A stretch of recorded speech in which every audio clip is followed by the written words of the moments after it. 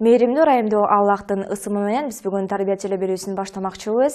Кызматыңыздарда мен Айсижем Керимова, бизде бүгүн конокто Мамбетов Мүзүр үй бүлөсү. Аларды кененирээк таанып билиш үчүн кыскача сүрөткө көңүлүңүздөрдү бурсам.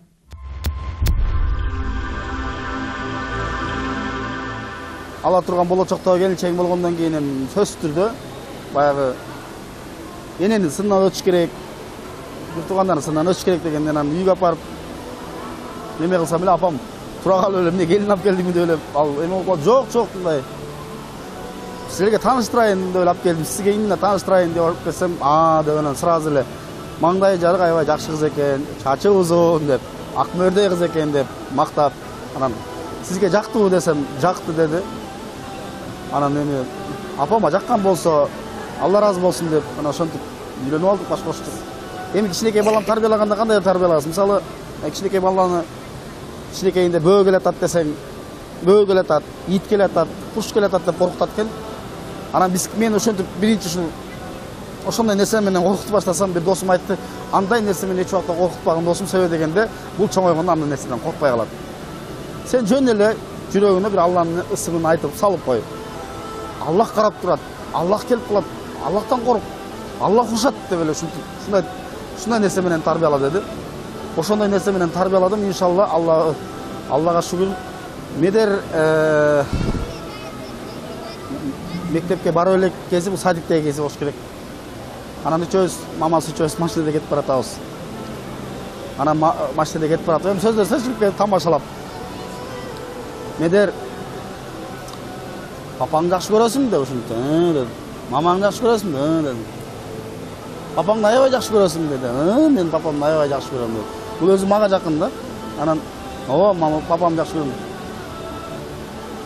Биз башканы папа кылып, кандай болду? Мен папам менен ажырашып кетпеймби деп ушинтип айтты да. Деп ушинтип тамашалап ушинтип айтып койсо, бул дагы. Жок, анан биздин папабыз ким болот деп атпайбы? Күйөөбүз дейт. Биздин күйөөбүз ким болот дейт. Анан мен айтып калам, биздин эки балабыз Кудайда, экөө бизде деп. Ошо биринчи кызыбыз чарчап калганда, мен ал кезде жаш болуп 19 жашта элем, сезбей билбей калдым да. Бала чарчап калса ушундай болот турбайбы деп. Экинчисинде болсо, кайра эле ошол кийинки жылы эле дагы кыз төрөлүп, ал дагы 2 саат жашап чарчап калды. Ошондо мен аябай мага жүрөгүмө катуу тийди ошол нерсе. Бардыгы бала кучактап отурат, бардыгы энелер жанымда, бардыгынын балдары бар, бардыгы памперс которотот, а менин эле балам жок болуп. Ошол күн ушул күнгө чейин эсимде. Анан ушу эркек балам Медер 2006-жылы Аллахтын белеги болду бизге деген. Ошо балам төрөлгөндө биринчи колума алганда, чын эле бул дем алып атабы деп мурдумду тийгизип, мынтип көрө берчим да, дем алып атабы, бул чын эле дем алып атабы? Ушул менден чыкты, кантип ушул менден чыкты? Мага берип койду ушуну Аллах деп. Аябай ыраазы болуп, балама шүгүр айтып, Аллага тоба кылып, анан бир жака кетип алып эле, бала мен менен калса эле СМС жазып берет. Сен маймылым дейт да баласын. Сен мен маймылымды урбачы, ал деген кичинекей да депчи. Мен эле эмне үйдө отуруп кыларга ишим жокпу десең ушуну уруп. Просто мүзүрдү текшерейин дей берем да. Бул кандай ата депчи өзүнчө. Мен балаңды сен жокто өкүртө чыңырта сабап чымчы уруп, шырака урдум десем эле чычалай берет. Анан СМС келе берет, тыкылдап эле. Баламды урба, балам жакшы кара, ал деген кичинекей да деп элечи. Мен болгон бир апанын сөзүн эстейм да, баланы тарбиялаганда эч качан иттен, мышыктан деп коркутпа. Атасын айт депчи, папаң урушат. Сени папаң урушат. Аны кармаба, муну кармаба, муну сындырба, папаң урушат деп. Айтканда эле папасы бир да кол тийген эмес баласына, бирок Медер үйдө бирдеке жумуш кылып атып, тура эмес кылып кое турган болсо, папаң айтам, папаң урушат десем, кадимкидей коркуп, айтпа деп көздөрү тостоюп калат да. Значит, ошол тарбия туура деп ойлойм да. Атаңа айтам деп коркутуш керек.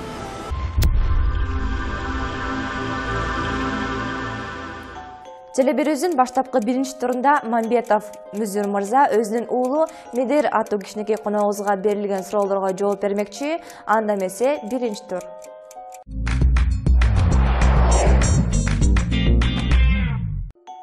Балаңыздын ысымын ким койгон жана эмнени түшүндүрөт? Баламдын ысмын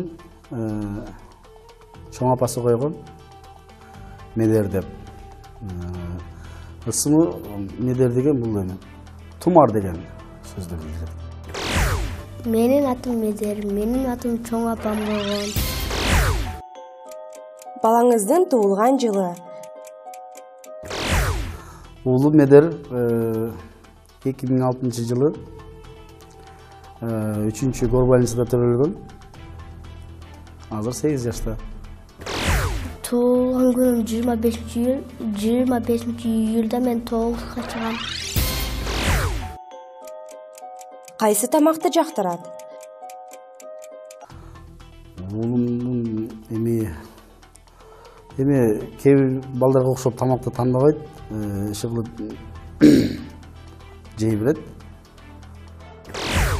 Мен мантыны жакшы көрөм. Жакшы көргөн оюну? Мамасы планшет алып берген. Ошол планшет менен оюндарды ойнойт, мен ушул оюнуна көп көңүл бурбайм. Мен GTA 4 деген оюнду жакшы көрөм. Уулуңузду кандай сөздөр менен урушасыз? Эми такыр эле урушпайм дегенден алысмын. Сөзү дегенде бейбаштык кылган убакта сөзсүз түрдө бир аз болсо дагы аталык баягы насаатын айтып, бир аз какыс кылабыз. Жөн ага тишпе, ага тишсең тоок тартып кетет, колуңду кесип аласың. Бир күндө уулуңузга канча сабак кирет? Билбейт экем. Мага бир күндө 4 сабак керет. Сабагы канчада башталып, канчада аяктайт? 8-де башталып, эртең менен 11-де аяктайт. 8-де башталып 11-де бүтөт. Уулуңуздун келечектеги максаты? Уулумдун келечектеги максаты, мен кээде айтам, ушул биздей болуп ырчы болосуңбу, же башка кесиптин ээси болосуңбу деп ушунсаң, бизде тамашалап, бизге күлүп калып, мен депутат болом деп. Мен болсо чоңойгондо депутат болгум келет. Уулуңузду кандай сөздөр менен эркелетесиз? Кадимки эле бала эркелеткенде маймылым, баласы, кимдин баласы десем, бул күчүк баласы деп, ким баласы десем, маймыл баласы деп, ушинтип эркелей берет. Küçük, mırşı, maymul, delden kulak, kaldan kulaktı erkeletek. Балаңыздын жакын досторунун аттары? Уулумдун досторунун аттарын билбейт экем, сөзү дегенде. Алар ким менен ойнойт, эмне болот, мен көп байкабайм да. Эшикке чыгып кетет, ким менен ойнойт точно билбейм. Adilet, Aslan, İbrahim, İlya, orusunda. Marat.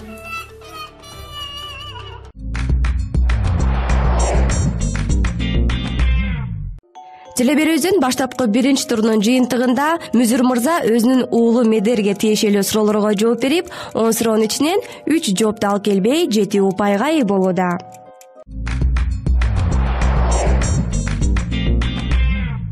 Кезек экинчи турга да келип жетти. Бул турда биздин кичинекей Медер өзүнүн атасы Мүзүр мырзага тиешелүү суроолорго жооп бермекчи. Анда эмесе суроолор менен сиздерди тааныштырып өтсөм.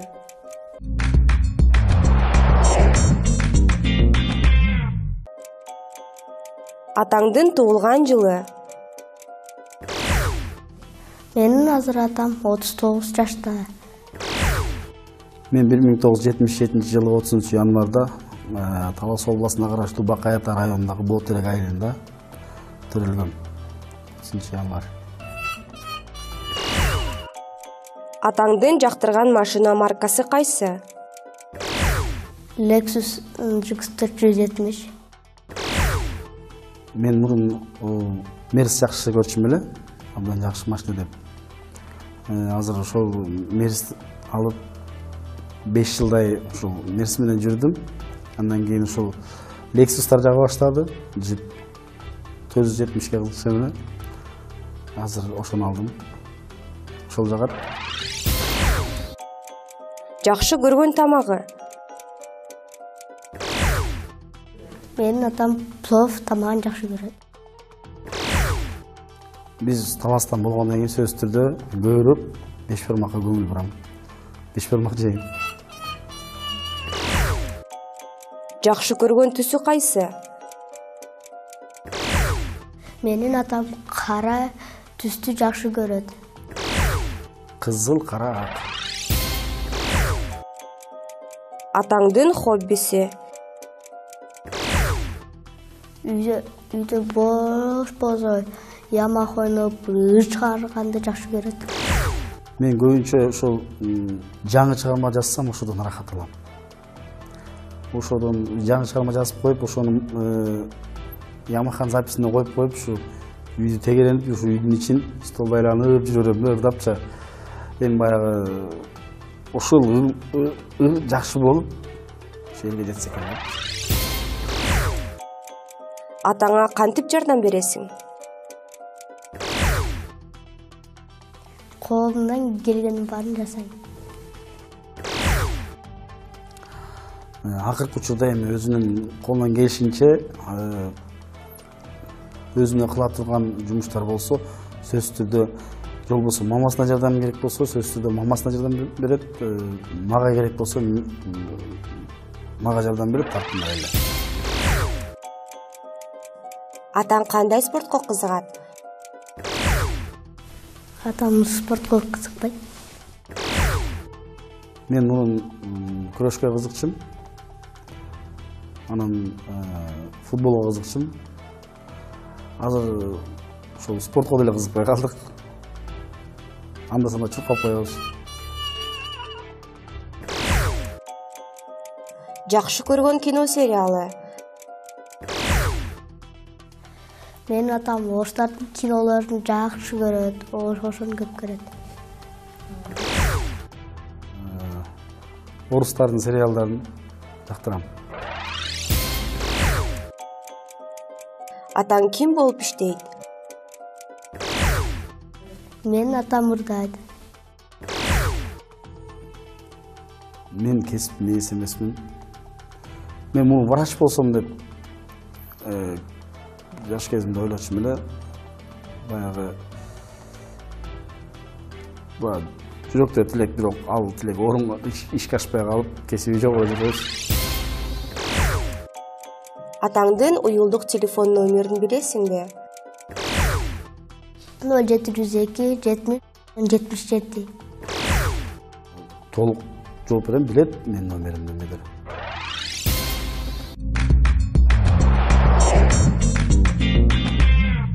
Телевикторинабыздын экинчи турунун жыйынтыгында кичинекей Медер аттуу коногубуз өзүнүн атасына тиешелүү берилген суроонун ичинен 3 жооп дал келбей 7 упайга ээ болууда.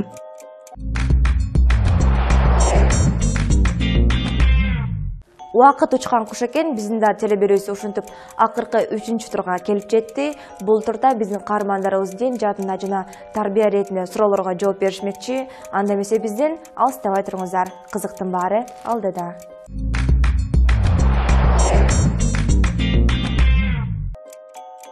Уулуңуз жаратуучубузду тааныйбы? Сөзсүз түрдө тааныйт. Жаратуучу Аллахты тааныйт. Келимени билеби? Келмени билет. Ла илаха иллаллах Мухаммад Расулуллах. Ла илаха иллаллах Мухаммад Расулуллах. Ла илаха иллаллах Мухаммад Расулуллах. Пайгамбарыбыз жөнүндө айтып бергенсизби? Пайгамбарыбыз жөнүндө бир аз айткам, балким угуп калса керек. Мен айтам, айтып турам. Ал Аллахтын элчиси. Канча дуа үйрөткөнсүз? La ilahe illallah Muhammed Rasulullah duaсын толық жаттап білет. Раббисін таныйт, пайғамбарын таныйт, қайсыл динде екенін таныйт. Азынча жаттайлы. Канча сүрө жатка билет? Сүрө жаттап білекмін. Bismillahirrahmanirrahim. Kul huvallahu ahad. Allahu samad. Lam yalid wa lam yulad wa lam yakul lahu kufuwan ahad. Намазга ниети барбы? Тайнесінің үйіне барғанда біраз ойынға қызығып кетеді оқшайды, ал жақтан оқуға шарты болбай қалады оқшайды. Анан біздің үйге келгенде мен сөз түрді, 5 малға сөз түрді шығып тұрам. Men hazır namaz okuyum. Мусулмандардын канча майрамы бар экенин айткансыз ба? Жаңы жылды тоспош керек, аны білесің. Ешке шығып, қарасаң қарап қой, бирок бұл бізге майрам емес деп айтамын да, жаңы жылды. Несе ма деп үшінтіп келіп. Musulmandardын эки майрамы бар. Түшкүргөндө эмне деп айтуу керек экенин билеби? Билбейт. Түшкүргөндө алхамдулилля деп айтыш керек. Таалимди ким өтөт? Мечиттерде, баяндарда угуп келип сөз түрдө айтып турам. Биздин үйдө талимди папам өтөт. Мусулмандарга намаз канча маал парз болгон? Аз айтып, бешөөнү жүргөн да. Musulmandarga 5 mal namaz farz болгон.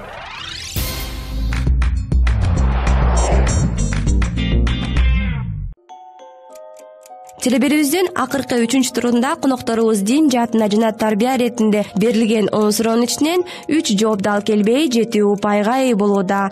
Оюндун жүрүшүндө конокторубузга 30 суроо узатылып, алардын ичинен 9 жооп дал келбей 21 упайга ээ болууда. Каармандарыбызды куттуктайбыз.